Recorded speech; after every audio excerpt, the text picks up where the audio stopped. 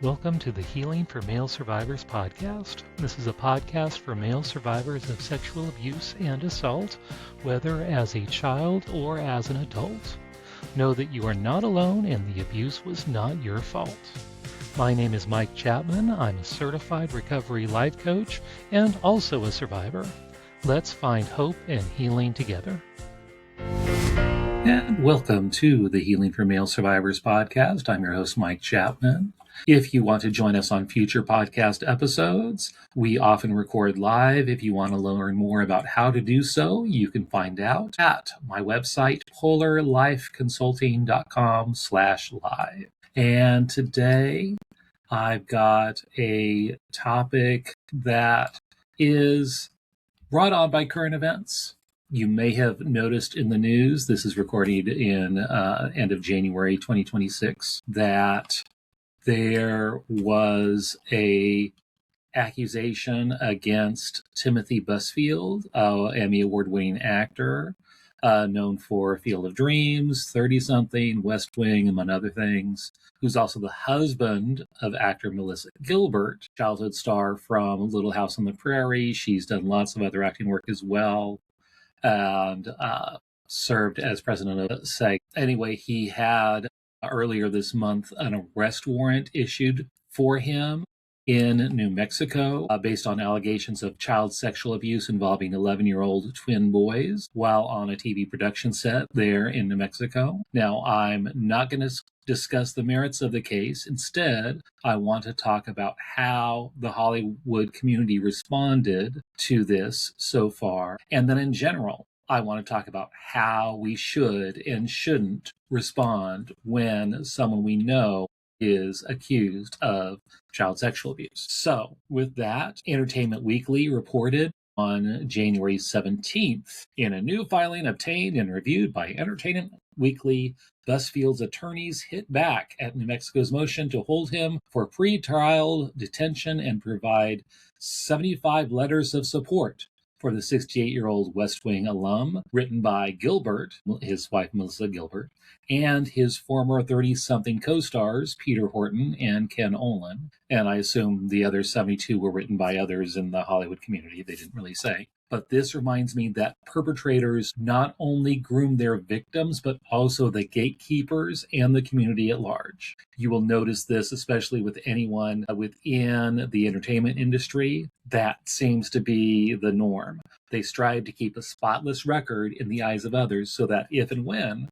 an accusation is brought forward, it will quickly be rebuffed as an absolute impossibility. And this parallels what happened a few years ago with the Nickelodeon case. And I've mentioned this before on the podcast. Brian Peck, who was a staffer on multiple Nickelodeon series, was arrested in 2003 and charged with 11 counts, including lewd acts with a child and sexual abuse of a minor. Since the victim was a minor at the time, his name was not released publicly. Many of Brian Peck's co-workers, including many of the actors and co-stars of this unnamed victim, offered 41 letters of support. And many also appeared in court showing their support to Brian. Many assume the unnamed victim must have just been an extra, using the accusation as a money grab, and not until 2024, less than 2 years ago, Investigation Discovery created a documentary series, Quiet on Set, The Dark Side of Kids TV,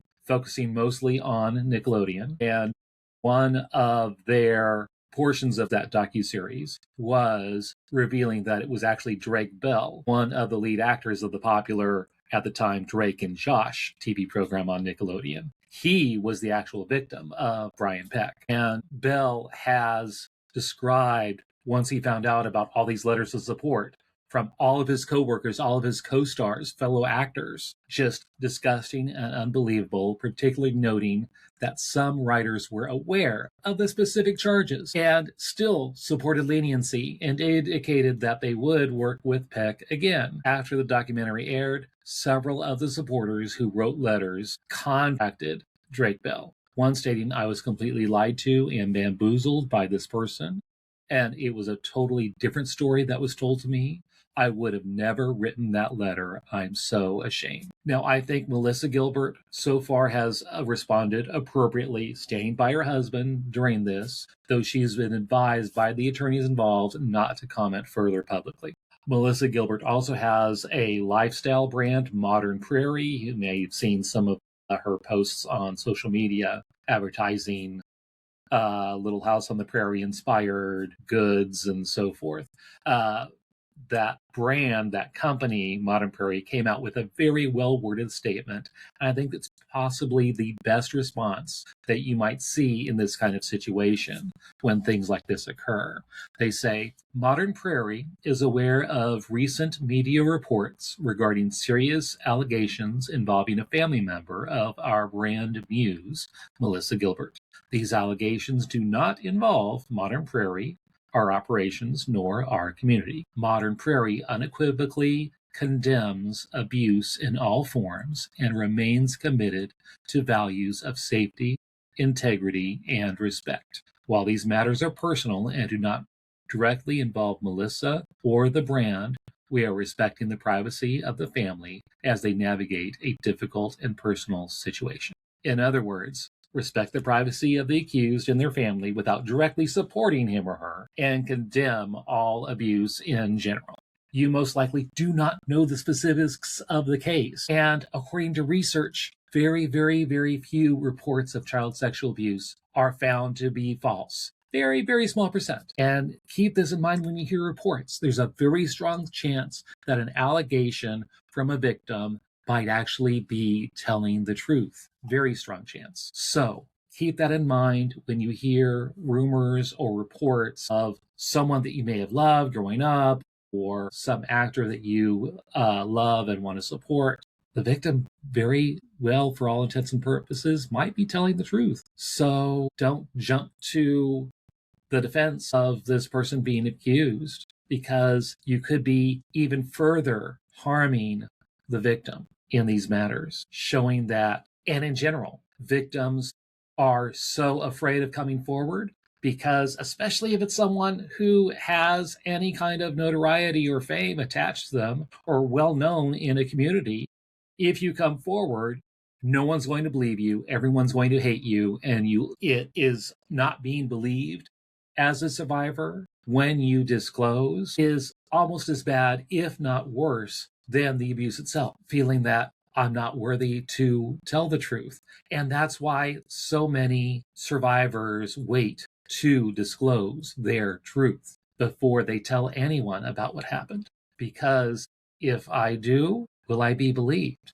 Especially if they're well known in the community or society at large. No one's going to believe me. Why would I do that? And so that's why so many things go unreported. And in general, out of all the cases of abuse, very small percent actually get reported. Out of all those that are reported, very, very small percent even get approached to a district attorney for prosecution. And out of those, very small percent make it to court. And out of those, small percent get settled. And then another small section of that gets jail time.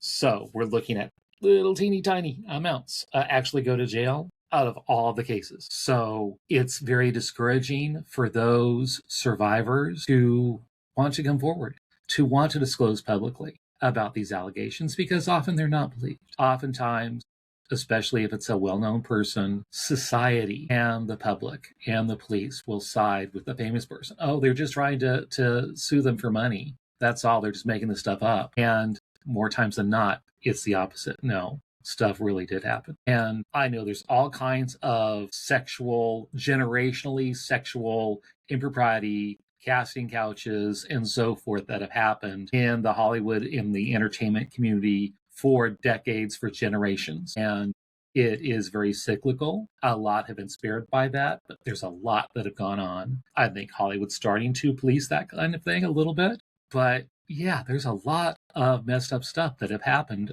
over the years that is only now becoming public. So if you hear these stories, do your best, side with the victim, be neutral. I think Modern Prairie did a great example of this, that condemn abuse in all forms. Absolutely. and victims need your support. And with that, we'll see you next time on the Healing for Male Survivors podcast.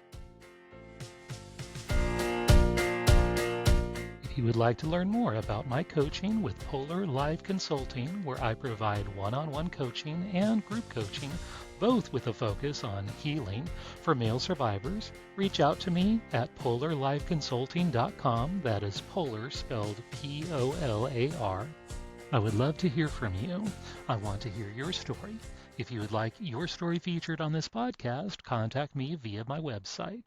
If you like this podcast, please rate and review, because that's how other people can find me, and I really want to spread this message of healing and hope to others. And remember, you are not alone. Healing is possible, and the abuse was not your fault. Let me repeat that. The abuse was not your fault. See you next time on the Healing for Male Survivors podcast.